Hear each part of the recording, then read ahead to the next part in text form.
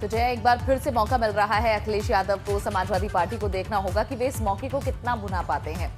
बढ़ते हैं आगे। जीते हुए राज्यों में सरकारों के गठन के लिए भाजपा ने पर्यवेक्षक नियुक्त कर दिए हैं, जिसके मुताबिक यूपी की कमान गृह मंत्री अमित शाह और झारखंड के पूर्व सीएम रघुवर दास को सौंपी गई है।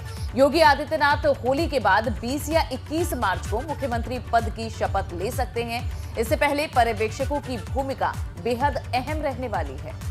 और बतौर पर्यवेक्षक अब अमित शाह और रघुवर दास भाजपा के नवनिर्वाचित विधायकों से मिलकर विधायक दल के नेता के नाम पर रायशुमारी करेंगे और नेता के नाम पर आम सहमति बनने के बाद केंद्रीय नेतृत्व को इसकी जानकारी भी देंगे वो। और आला कमान का ग्रीन सिग्नल मिलने के बाद पर्यवेक्षकों की मौजूदगी में एक प्रस्तावक सभी विधायकों की मौजूदगी में विधायक दल के नेता के नाम का प्रस्ताव पेश करेगा, जिसके बाद विधायक दल का नेता और उसके नाम का औपचारिक ऐलान भी हो जाएगा।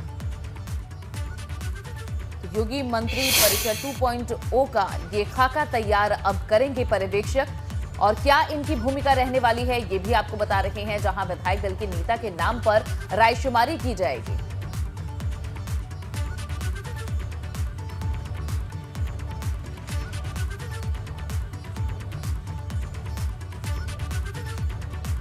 तो योगी सरकार 2.0 को लेकर दिल्ली में 2 दिनों तक महामंथन हुआ और इसके बाद सीएम योगी लखनऊ वापस लौट चुके हैं। अनु, बिल्कुल, और जैसा ये भी माना जा रहा था कि महामंथन के बाद कई बड़े फैसले सामने आएंगे, वैसा हुआ भी है। हाईकमान ने हारे हुए प्रत्याशियों को एमएलसी ना बनाने का फैसला लिया है।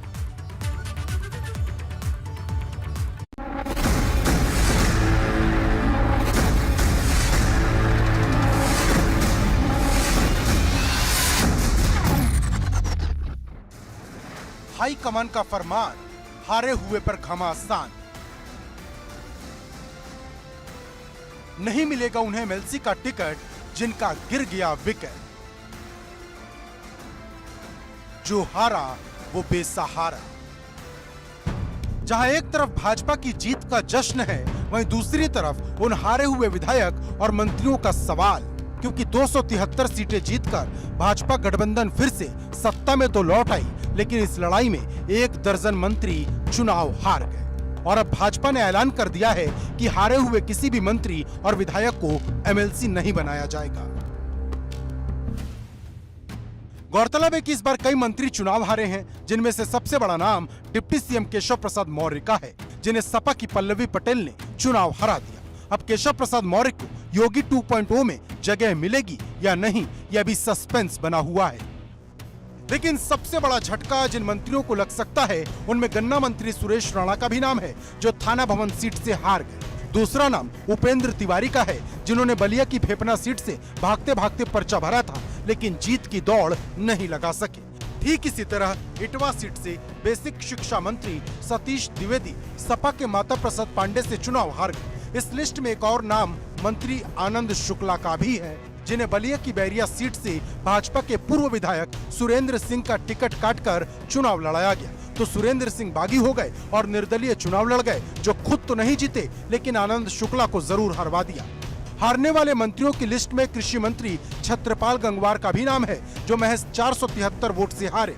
वहीं कैबिनेट मंत्री मोती सिंह प्रतापगढ़ की पट्टी से हार गए। मंत्री चंद्रिका उपाध्याय भी हार गए और संगीता बलवंत भी हार गए।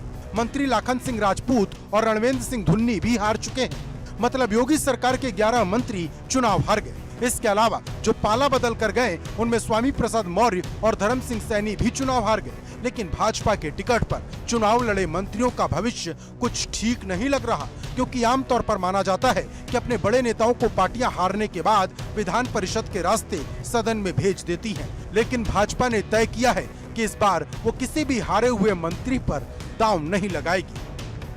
Bureau report, ABP Ganga.